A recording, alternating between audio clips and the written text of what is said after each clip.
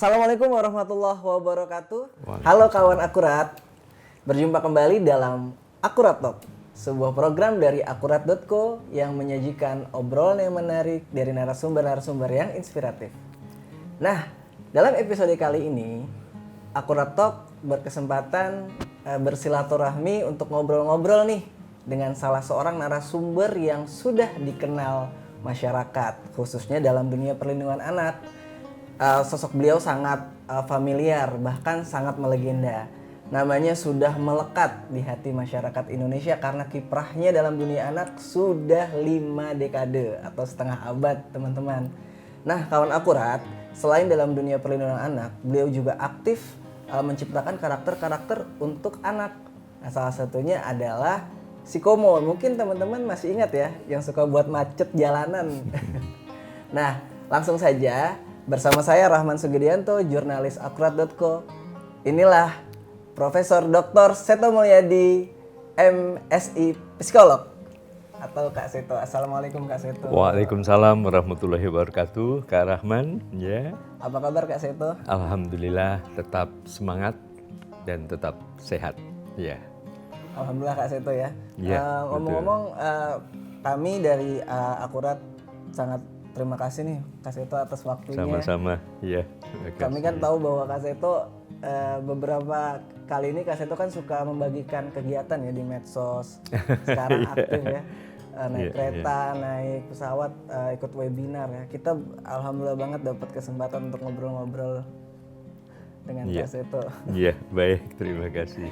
Kak Seto, kita pada kesempatan kali ini ingin bertanya nih Kak tentang mungkin sekilas perjalanan hidup Kakak dalam dunia anak-anak, juga tentang tantangan pendidikan anak khususnya untuk generasi-generasi Z.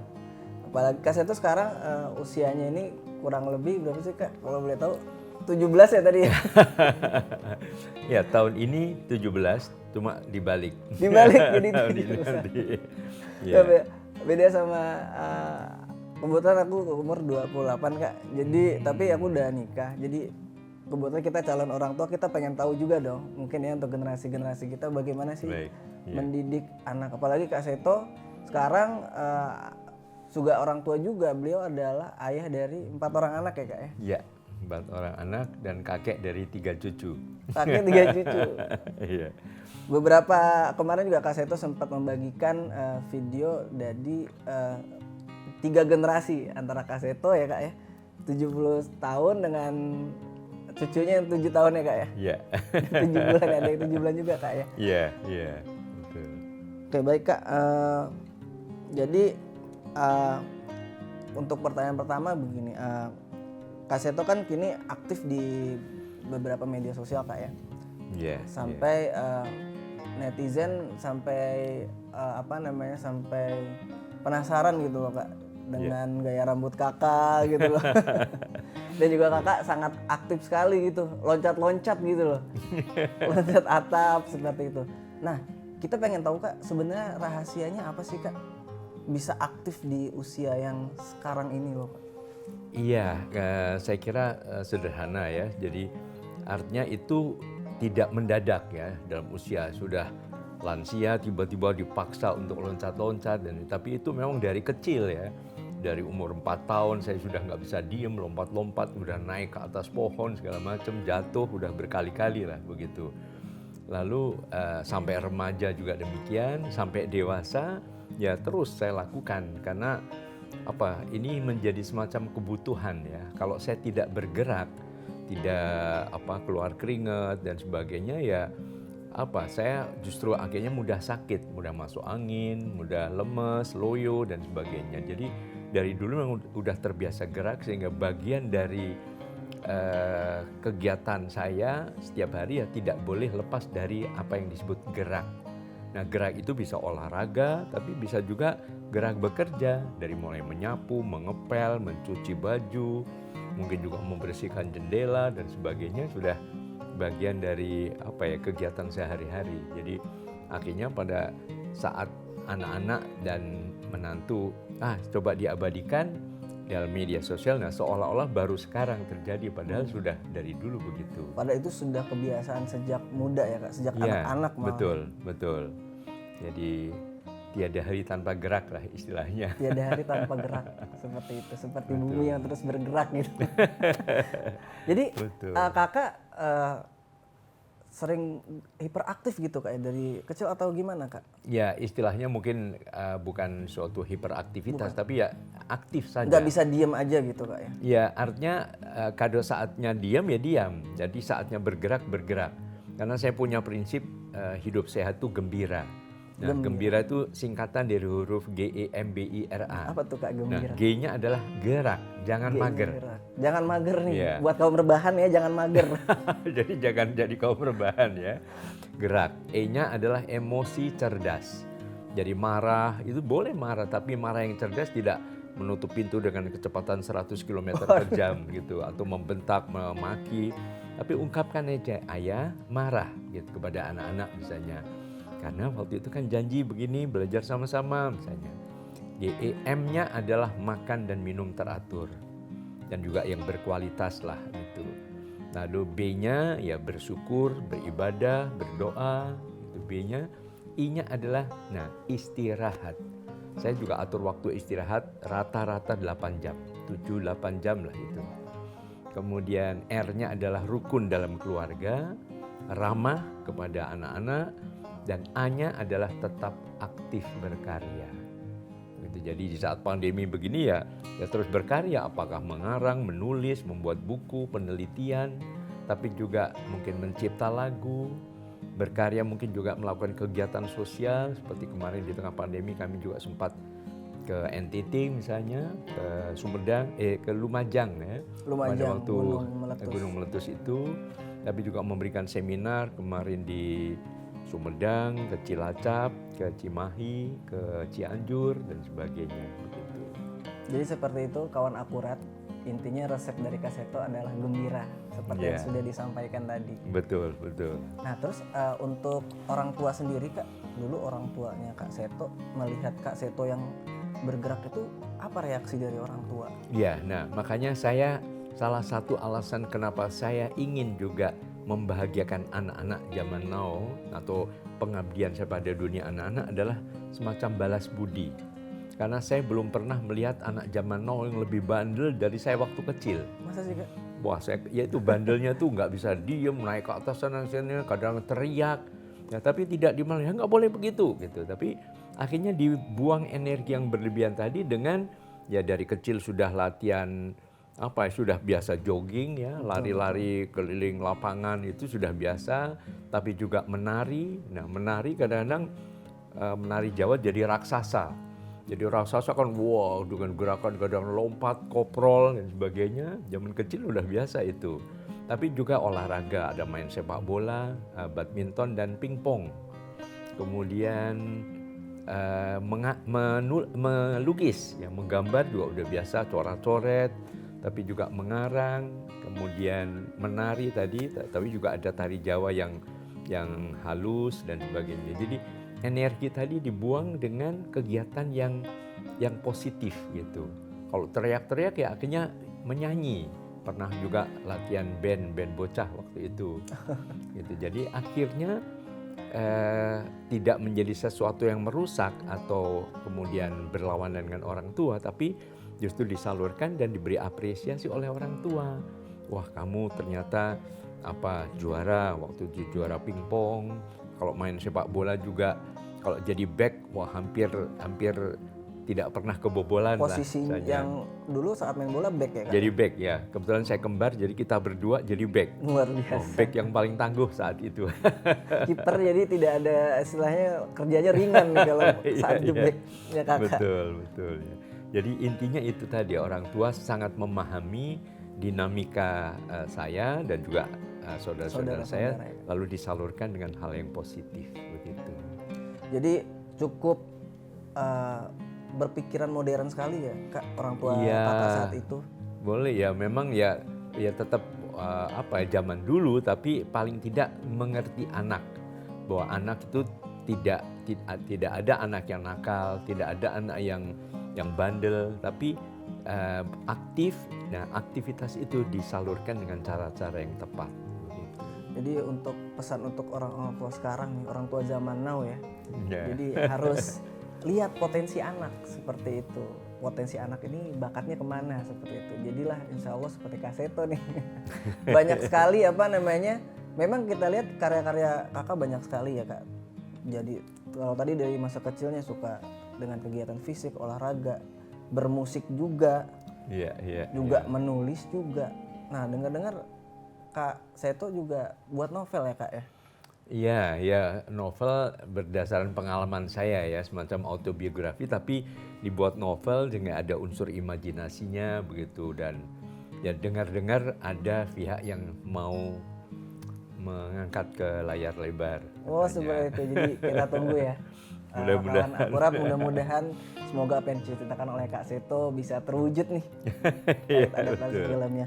Nah Kak Seto, jadi dengan adanya medsos kan sekarang ya, jadi masyarakat jadi tahu nih kegiatan Kak Seto, termasuk background Kak Seto yang sebelumnya sempat jadi pertanyaan ya kan, termasuk dengan model rambut Kak Seto nih kayak gitu. Nah kita pengen tahu sebenarnya inspirasinya dari mana sih Kak gitu? Iya, sebetulnya bahwa salah satu ciri rambut saya itu kan menutup dahi ya. Ya karena itu sekitar umur 4 tahun kan nggak bisa diem, loncat sana loncat jatuh, kepala di bawah, bocor, dijahit. Nah akhirnya ya menimbulkan kecacatan begitu. Untuk menutupi jahitannya ya makanya ditutup dengan rambut ini.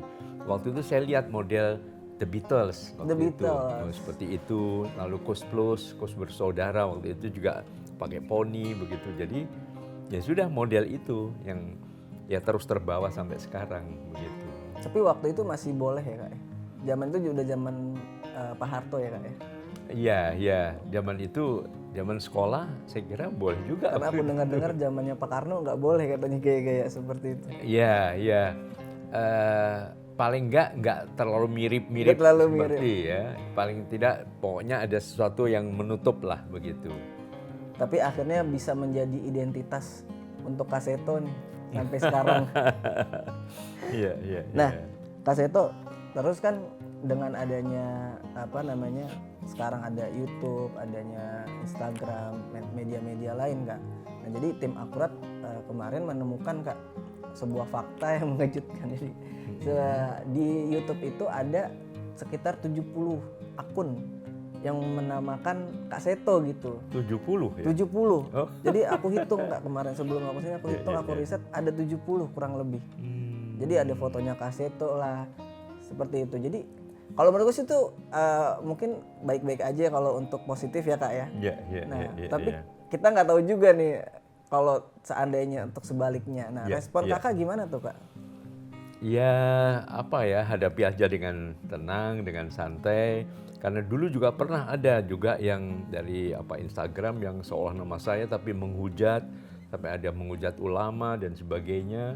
Akhirnya ya saya bahkan kemudian mendatangi sang ulama, saya sampaikan bahwa itu bukan saya dan sebagainya. Akhirnya justru anak-anak justru yang menganjurkan, udah kalau begitu ayah jangan terlalu gaptek dong gitu. Belajarlah pakai media sosial. Lalu saya juga bilang ya, boleh saja tapi yang mengelola kalian anak-anak dan menantu begitu. Ya saya sih nurut saja sama sang sutradara ya. Suruh gini, suruh ke sana. Jadi kalau waktu itu biasanya lompat-lompat, saya baru tahu setelah viral loh itu namanya parkur gitu. Saya pikir namanya parkir itu. Parkir di atas genting sana. Jadi intinya mengalir saja lah. Kalau memang ada seperti itu ya monggo silahkan. Yang penting juga arahnya tetap positif begitu.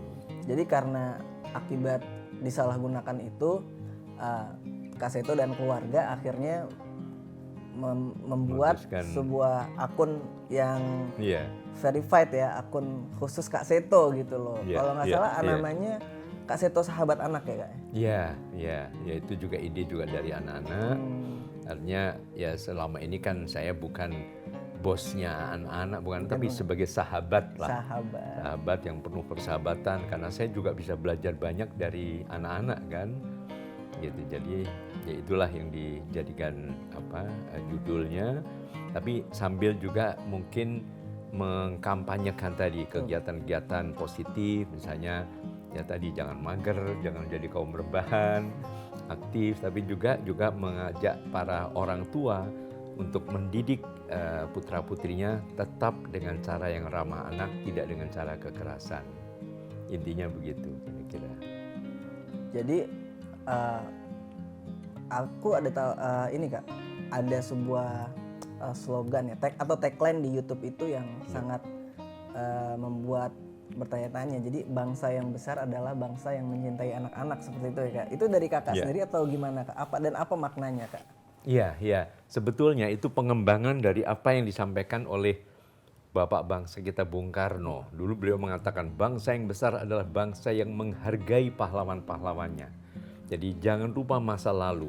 Bahwa kita bisa merdeka, kita bisa seperti ini ya karena jasa para pahlawan. Jadi saya kemudian ingin menambahkan, baik, kita jangan lupa masa lalu, betul. Tapi juga mohon jangan lupa masa depan. Betul. Nah, masa depan ini siapa yang menjadi pemimpin?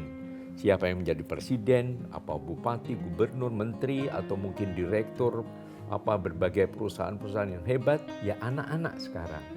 Nah, untuk itu mempersiapkan para tokoh-tokoh atau pemimpin bangsa di masa depan, ya ciptakanlah suasana anak-anak yang tadi ramah anak, yang bisa membuat hak-hak mereka berkembang lebih optimal, sehingga mereka juga akan menjadi orang-orang hebat. Tapi bayangkan kalau kita tidak peduli pada anak-anak, bahkan melakukan kejahatan, kekerasan terhadap anak, ya kepribadian mereka juga terganggu, rusak, karakternya mereka juga menyimpang. Nah, mau jadi apa bangsa kita di masa yang akan datang? Jadi itulah maka saya tambahkan, bangsa yang besar adalah bangsa yang menghargai anak-anaknya. Nah, luar biasa tagline dari Kak Seto, pengembangan dari Bapak Bangsa Presiden Soekarno. Iya. Jadi iya. kalau boleh dibilang sekarang kan usia sudah 7 dekade ya Kak. Jadi mengalami juga ya dari Presiden Soekarno ya. Iya. Ya, saya bertemu beliau waktu beliau datang ke kota kami, ke Klaten ya. Itu waktu itu memberikan apresiasi penghargaan kepada kakek saya yang penemu padi unggul zaman itu. Nah, saya usia 7 tahun. Nah, kebetulan kami diperkenalkan dengan Presiden Soekarno, lalu beliau juga tanya, ini siapa? Nah, kebetulan saya Seto, saudara kembar saya Kresno gitu. Nah, dalam bahasa Jawa artinya Seto itu putih, Kresno itu hitam. Itu karena memang waktu lahir dia agak merah, dia agak putih. Nah, jadi kalau merah ini jadi hitam, nanti ini putih. Lalu dokter yang membantu merawat itu yang memberi nama. Sehingga nama saya di akta kelahiran itu ya hanya 4 huruf itu, hanya Seto saja gitu. Lalu waktu itu beliau bilang, loh kamu Seto, kamu harusnya putih, kenapa kok hitam? Gitu ya, karena dari kecil dua-duanya menghitam karena panas-panasan kan, zaman kecil kan main ke sawah, ke sungai segala macam, akhirnya ya gosong semua begitu. Saya ingat kata-kata itu gitu. Jadi ya udah pada itu bertemu dengan beliau umur 7 tahun waktu itu. Tapi sangat berkesan sekali pertemuan itu ya. Sangat berkesan dan ya teringat sampai sekarang. Gitu. Jadi Presiden Soekarno atau Bung Karno punya jas merah gitu. Jangan sekali-kali melukas sejarah. Jangan lupa jasa-jasa pahlawan. Itu yang berkaitan dengan masa lalu. Kalau Kak Seto mengajak untuk kita semua untuk ke masa yang akan datang, itu dengan mencintai anak-anak seperti itu. Karena anak-anak adalah soko gurunya ya, istilahnya pemimpin yang akan datang. Pemimpin yang akan datang, ya betul. Nah Kak, jadi Kakak menghabiskan masa kecil di Klaten ya Kak ya? Iya, saya di Klaten sampai SMP, kemudian waktu ayah wafat kami pindah ke Surabaya, ikut dengan adiknya ibu di sana, sekolah di sana selama SMA. Nah, begitu lulus SMA, karena saya gagal masuk kedokteran seperti saudara kembar saya, ya akhirnya saya sangat malu, frustrasi, akhirnya saya kabur ke Jakarta. Namanya kabur ya udah supaya yang penting terpisah lah dengan saudara kembar saya dulu begitu. Ya, Ya, mulai di Jakarta ya 7 bulan jadi gelandangan, jadi kuli pasar, tukang batu, pemulung, tapi kadang-kadang pengamen, segala macam lah waktu itu. Jadi pengamen nggak ya? Iya, iya. Ya lagunya waktu itu saya ingat kalau nyanyi lagu-lagunya Koes Plus waktu itu. Koes Gaya Plus rambut Saudara. juga udah seperti ini nggak waktu itu? Iya, iya, ya, ya cuma bedanya rambutnya kumel waktu itu.